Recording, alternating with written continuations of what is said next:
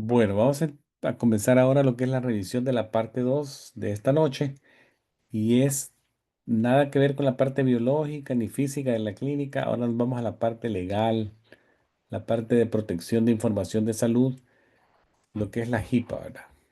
La HIPAA, vamos a conocer lo que es la HIPAA. La HIPAA es una ley muy amplia, pero nos vamos a enfocar solamente en la parte de lo que es la salud. No el seguro médico, sino que la parte de salud en relación a la protección de la información del paciente. Entonces, vamos a ver que lo importante es que todo el mundo cumpla la ley, ¿verdad? Por eso dice aquí HIPAA compliant. Yo cumplo la ley HIPAA y es una obligación de todos. Entonces, vamos a ver entonces que desde que usted llega a la clínica y le pregunta al paciente lo que le dije, es cómo se llama, nombre completo, fecha de nacimiento, ya está usted aplicando una legislación en el lugar de trabajo, ¿verdad? Porque preguntar el nombre completo y la fecha de nacimiento es la forma más común de validar la identidad de un paciente ya por mandato de la comisión conjunta. Por ejemplo, los flebotomistas, los asistentes médicos que toman información de un paciente ya están cumpliendo la ley desde que hace eso, ¿verdad? Entonces, la verificación de eso ya lo están haciendo ustedes bien, están empezando como con pie derecho, dándole el derecho al paciente que se identifique y ya cumple la ley de inicio. La ley HIPAA es una ley y si ustedes la traducen desde aquí hasta aquí, todo esto que está aquí, no hace mucho sentido la traducción literal de la palabra porque dice Ley de Portabilidad y Responsabilidad del Seguro Médico, HIPAA, pero ahí también se incluyen los derechos de privacidad. Porque la HIPAA incluye las dos cosas, como les dije, el seguro médico, pero también incluye los derechos de privacidad del paciente y a eso nos vamos a enfocar nosotros. Entonces, esa ley fue desarrollada en 1996 para asegurar la confidencialidad del récord médico en ese momento y más ahora con el tiempo que ustedes ven, nos hemos modernizado tanto que todo se hace a través de computadoras, nubes, registros médicos electrónicos, envío de información por fax, por correo electrónico y todo eso, ¿no? Entonces, el propósito central de la HIPAA es proteger la privacidad y seguridad de la información personal de salud de un paciente. Esa es lo que se conoce como la regla de privacidad y es lo que comúnmente se discute cuando se habla de HIPAA. Casi siempre se discute esto, la ley de privacidad. Entonces, van a ver también ustedes que esta ley fue firmada por el entonces presidente Bill Clinton. Entonces, la ley de privacidad requiere que todas las entidades que trabajan con información de pacientes provean a esa información, ya sea en forma escrita o de cualquier o verbal, todo eso, una protección de confidencialidad, ¿verdad? Prácticas de privacidad y también aplica a derechos de privacidad de los pacientes. Recuérdense que la información de los pacientes puede ser en forma electrónica, ya, fax, correo electrónico, en forma escrita, una carta o en forma oral, la conversación entre dos profesionales de la salud, mandando información de ida y mandando información de regreso. Eso no tiene nada de malo. Lo malo es cuando esta conversación se hace en una zona que no es privada, que podría ser el parqueo de una clínica, la farmacia, fuera de la farmacia, la clínica, los corredores de un hospital, de una clínica, o en el área de espera, hablando cosas privadas de alguien, ¿no? Entonces ahí sí. Entonces el efecto de la ley de privacidad se ha visto que si se hace bien, protege a la información de salud de los pacientes de una manera muy importante y hay que respetarlo y a cumplirlo para que eso sea una realidad, ¿verdad? Entonces, cuando usted comience su entrenamiento como asistente médico, es importante que usted le ponga mucha atención a lo que es la HIPAA, la Ley de Responsabilidad y Portabilidad del Seguro de Salud. Entonces, la información de pacientes es confidencial, eso es un principio ético importante que necesita observarse por todos, ¿verdad? Ustedes como asistente médico a futuro tienen que observar eso, ¿verdad? La información obtenida en el cuidado de un paciente o en el cuidado de varios pacientes no debe de revelarse a nadie sin el permiso de los pacientes, al menos que lo requiera la ley. La ley podría requerir alguna información de interés público, como podría ser una enfermedad de, por ejemplo, de transmisión sexual, ya están como clasificadas cuáles son. Entonces ahí sí la clínica, aunque el paciente no dé permiso, pero la ley lo exige, entonces tiene que reportar la enfermedad al Departamento de Salud del Estado, porque es una ley que lo exige, ¿verdad? Entonces siempre sepa que cualquier cosa que se diga, se escuche o se haga o se vea hacer a un paciente es confidencial, ¿verdad? No puedo llegar a yo a comentar en la casa, hoy ahora envía al señor X y le hicieron una biopsia de la piel porque probablemente tenga un cáncer vasocelular, que él se asolea mucho y todo. No, ¿verdad? No, no se puede hacer ningún comentario fuera de la clínica con la familia ni amigos porque es una información protegida por la ley. Entonces, eso es bien importante también y no entrar en curiosidad y ver los expedientes de otros. Mantener la confidencialidad de información privilegiada de un individuo es importante, ¿verdad? Eso va a mantener la eficiencia y efectividad en el lugar de trabajo. La información es privada y cualquier información que yo discuta acerca de un paciente tiene que ser la necesaria a saber. Si yo necesito saber solamente cuándo le hicieron la biopsia de una endoscopía, solo voy a buscar la fecha de la biopsia, cuándo se le hicieron. Ah, la semana pasada, el día lunes, tal fecha de tal mes. Eso es lo único, need to know, lo necesario a saber. No me voy a poner a leerle el expediente completo, oh, el pasada enfermedades, cuántas cirugías le han hecho. No, ¿verdad? Entonces, esa información privilegiada, confidencial de los pacientes. ¿Quiénes están obligados a seguir esas leyes de seguridad? Los proveedores, ¿verdad? Médicos, los practitioners, physician assistant, enfermeros, medical assistant, fisioterapeutas, psicólogos, todo el mundo, dentistas. Todo el que trabaja con un paciente tiene que hacerlo. Los planes de salud o algunas entidades que se le conoce como clearing houses, que son establecimientos mantenidos por los bancos que sirven para hacer reclamos de cobros en cuentas de pacientes.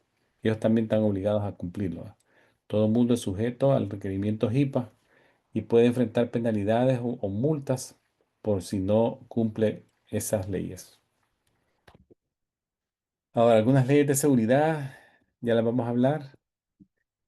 Para, por ejemplo, leyes de seguridad, para ponérselas así bien facilito, son aquellas que aplican, por ejemplo, a la información que se mueve o se colecta en, en las computadoras, que puede ser, estas son como reglas a nivel nacional que ya están estandarizadas para proteger la confidencialidad, integridad y disponibilidad de la información de forma electrónica, ¿verdad? Lo que se conoce como Electronic PHI.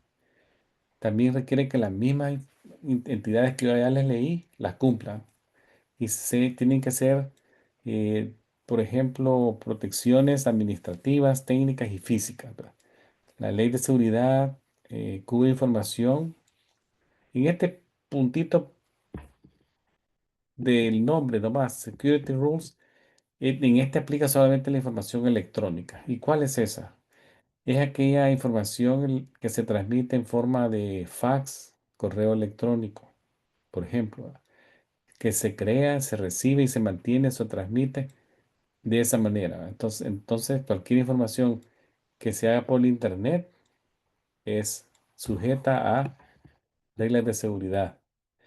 ¿Qué tenemos entre otras maneras de proteger la información? Documento que está impreso en papel y ya se ocupó, se destruye, ¿verdad? Lo que en inglés se dice shredding paper. Se ponen en basureros que están bajo llave y luego vendrá una compañía a traerlo, ya sea a los 2, 3 días, y se lleva esa bolsa llena de información impresa y la destruye, ¿verdad? Ese documento contiene información protegida de los pacientes que ya fue usada y se va a destruir shred. También Si hay información que está todavía vigente y te necesita detenerse en la clínica por un tiempo prudente, debe estar asegurada en habitaciones con llave, que tengan llave y algunas veces hasta doble puerta con llave, doble seguridad, o que tengan códigos para entrar a esas áreas.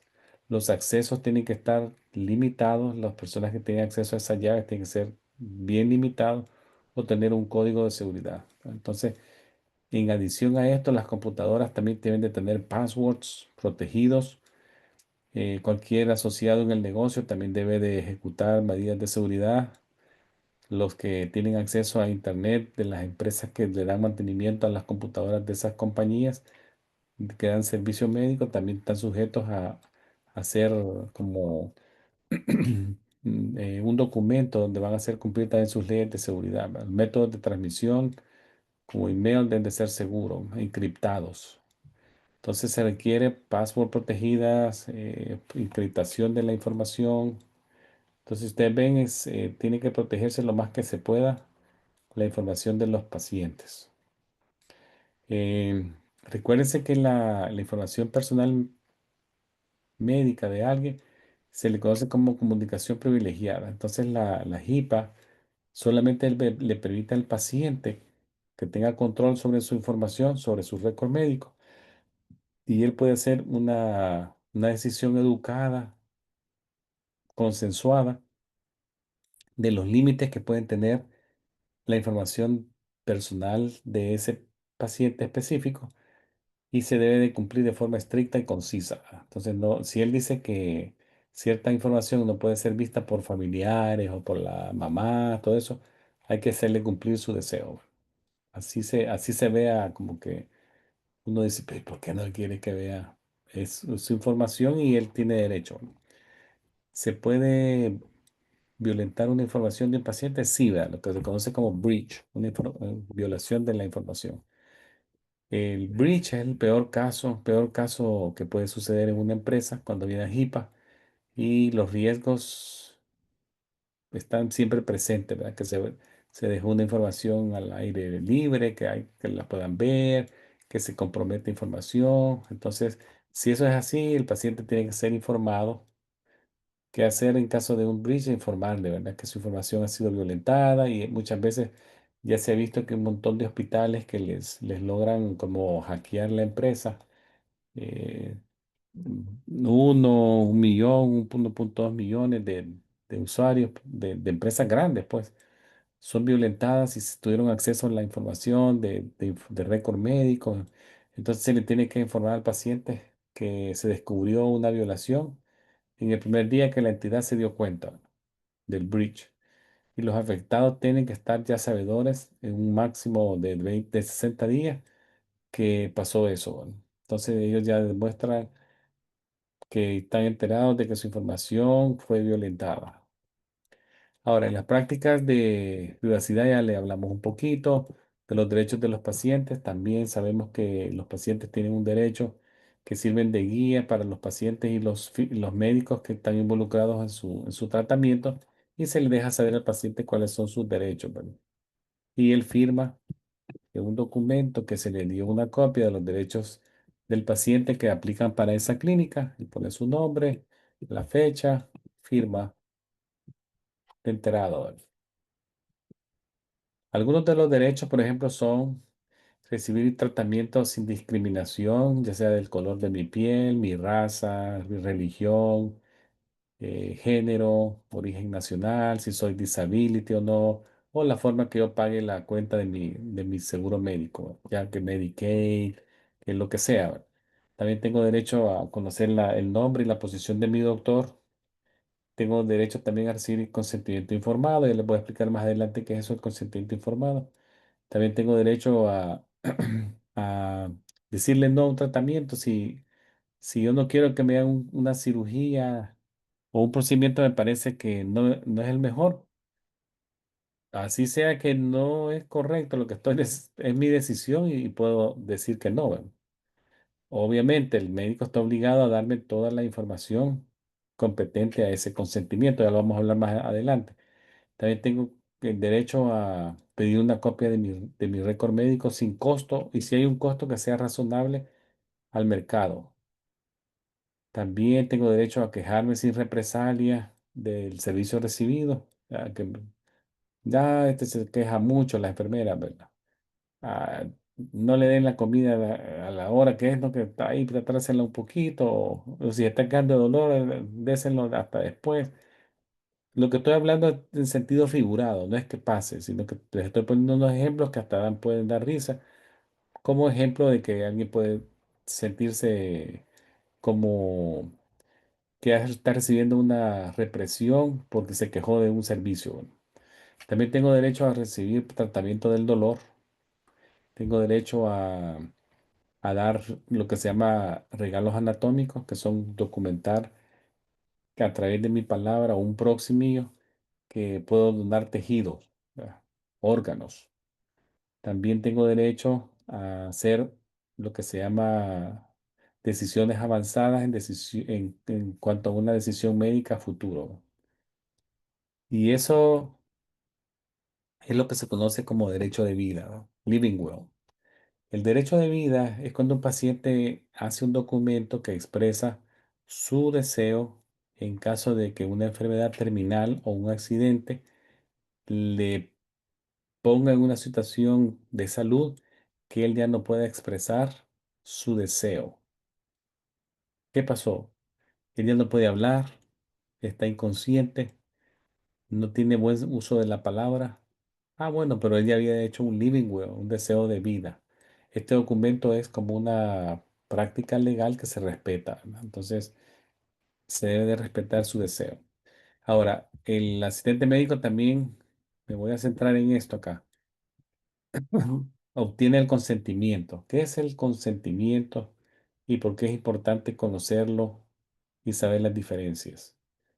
Hay tres tipos de consentimiento, vamos a verlos. Tenemos el consentimiento implícito, consentimiento expreso y el consentimiento informado. ¿Cuál es la diferencia entre los tres? Por ejemplo, el consentimiento implícito de forma legal es cuando un paciente hace una cita para ir a una clínica. Y ahí está mostrando interés. Entonces él hace una cita sin coerción ni presión que quiere ir ahí. Entonces quiere hacer una cita por primera vez. Ya está él diciendo consentimiento implícito. El expreso, que aquí aparece como dos, es cuando de forma verbal o hablada aprueba algo. Que usted le dice, ¿le puedo tomar la presión? Sí. Le voy a realizar una flebotomía, o sea, una sacada de sangre que va a aplicar, pincharle la vena, sacarle uno o dos tubos de sangre. Y el paciente le dice sí, un expreso. Ojo aquí, no nos podemos quedar solo con el expreso en la flebotomía porque es un procedimiento invasivo que le voy a pinchar la vena. Entonces ya me voy al siguiente, consentimiento informado. Este involucra, es un derecho del paciente a recibir y entender toda información relativa o específica a un procedimiento que le van a hacer en las manos de alguien, por supuesto, con licencia para practicar la medicina. Eh, porque no puede ser que sea un consentimiento informado con alguien que no tiene licencia o autorización para ejercer medicina en ese estado. Tiene que ser alguien con licencia. ¿Qué se le explica? El riesgo que involucra hacérselo, por qué es necesario, el propósito del tratamiento, alternativas si la existieran, los riesgos que involucran y el riesgo también del paciente si dice no, porque también el paciente puede decir no a una apendicectomía, quitarle la pena, pero no sabe el riesgo, que se puede perforar el apéndice, se va a llenar de infección en todo el abdomen. Si aún sabiendo eso y queda escrito el riesgo de no hacérselo y el paciente aún dice no, ojo, ahí es la decisión final de él y él puede firmar y ya le quita toda compromiso legal a la empresa y al médico de una demanda a futuro. Que el paciente va a decir a la familia, no, pero el doctor no le dijo nada, no le explicó que si no se operaba se iba a perforar y se iba a hacer una infección. y miren cómo está él al borde de la muerte. No, sí se le explicó todo lo que usted está diciendo, se le explicó y su papá o su esposo firmó acá y está documentado qué se puede hacer. Consentimiento informado, ¿no? Entonces, ustedes tienen que conseguir un consentimiento informado cada vez que haga un procedimiento. Si un paciente es menor de edad, el que tiene que hacerlo es el papá o el guardian, el apoderado del niño, el que le está dando su cuidado legal. La flebotomía, por ejemplo, es un procedimiento que hay que tener siempre en mente, que el paciente puede decir no, no está obligado a decir sí. Lo que hay que hacer es documentarlo, documentar el no, ¿verdad? La negación. Si un paciente se le hace una flebotomía sin el consentimiento informado, ¿de qué pueden acusar al flebotomista? Battery. Y esto existe. El paciente fue violentado en forma física, le pincharon su vena, él no había dicho que sí, y el flebotomista insistió porque es necesario hacérselo. El doctor dijo que se lo hiciéramos y el examen tiene que salir hoy mismo. Ah, pero no consiguió esto. Battery. Ahora, les voy a explicar qué es la PHI. Ya es un tema que se habla mucho en los hospitales y las clínicas. PHI no es más que la información protegida de la información de salud de un paciente. ¿Va? Incluye información que puede identificar a un paciente en forma particular y puede ser acerca de su pasado, presente y futuro. ¿Va? Eso incluye condiciones físicas, mentales, tratamientos pasados, presentes y futuros, formas de pago del paciente. Y esta PHI puede ser forma electrónica, escrita o verbal. ¿Va? Cuando se determine que un récord médico contiene PHI, entonces ya se debe de proteger con lo que hemos dicho, ¿verdad? Transmitirlo en forma segura, en medios electrónicos encriptados y hacer buen uso del récord médico lo más posible, ¿verdad? Cuando se identifique que hay información. ¿Qué puede ser un PHI? Para darles un ejemplo, la dirección donde vive un paciente, su número de teléfono, su número de fax, su correo electrónico es PHI. ¿Qué más? El seguro social, la dirección de internet, su número de récord médico, si hay huellas digitales, fingerprint o grabaciones de voz, fotografías de su rostro completo o parte de su cuerpo que sean comparables con imágenes. ¿Verdad? Alguien que tiene un tatuaje bien característico en su brazo derecho. Alguien va a decir, ah, no, hombre, si ese es fulano, pues, si él es el que tiene eso. Ese ya es un PHI, si es una imagen comparable, ¿verdad? Su número de cuenta, su certificado, su número de licencia. Todo eso es PHI, para que lo tengan siempre ustedes en mente. Protegerlo, ¿no? PHI y está el PHI electrónico que dijimos, porque pueden ser todas las entidades que dan seguros médicos, los proveedores o los clearing houses están obligados a cumplirlo. Ya dijimos lo del récord médico electrónico. Actualmente todas las empresas médicas funcionan en base a récord médicos electrónicos y tienen que tener lo que habíamos dicho, a salvaguardarlo. Las clínicas de los doctores, los hospitales, los reportes radiológicos encriptados, ponemos los signos vitales, resultados de laboratorio. Ya tiene que tener una buena palabra clave, el récord, buen password y no dejar las pantallas descubiertas que me las pueda ver alguien que esté pasando en ese momento. ¿No? Entonces, ojo ahí. Ahora bien, ¿puede haber alguna situación que se vea información sin que el paciente lo autorizó y los médicos cometen el error de hacerlo? Claro que sí, ¿verdad? Son las formas incidentales. Las conversaciones confidenciales, recuérdense, entre proveedores tienen que hacerse en áreas privadas. Están viendo ustedes aquí estos dos hablando en el pasillo, ¿verdad? Aquí, medio mundo oyendo, hablando de nombres, diagnósticos, situaciones. Entonces son personas que están autorizadas a tener esta información porque es el doctor y una colega, pero están hablando de una situación en una zona no privada. Entonces, semi privada. Entonces, ojo ahí. Aquí vemos a dos también en el elevador platicando a expediente abierto Y acá tenemos una señorita como menos de 3 pies, se está oyendo toda la información que se está discutiendo y para colmo tiene un teléfono en la mano, ¿verdad? Puede estar grabando, oyendo en tiempo real a otra persona. Entonces, ojo donde nos estamos parando, ¿no? Y donde hablamos de cosas privadas de pacientes. Entonces, eh, es bien importante que en todo momento vean con esta diapositiva ya casi termino, para que vean. Siempre cuando ustedes estén en un sitio, piensen dónde estoy, con quién estoy parado, qué información me pueden ver o escuchar que estoy hablando, cómo puedo minimizar las situaciones de riesgo. Siempre tenemos con eso en mente, ¿verdad? Ya una vez tengan un PHI en la mano, ojo ahí, lo necesario a saber. No tengo que ser curioso y meterme a ver, ya que tengo acceso al récord del hospital tal y tal. Ah, voy a ver. ¿Cómo se llama el señor aquel? Ah, vaya, aquí está, ¿eh? Ah, ya lo encontré. ¿Qué le hicieron a este señor? Estuvo ingresado hace 2 meses. No hay que caer en curiosidad porque recuerden que siempre dejamos huellas electrónicas. Si nos metemos a un sitio, eso queda registrado y si dentro de ese sitio me meto a ciertas áreas del expediente, queda registrado también. Ojo, ¿verdad?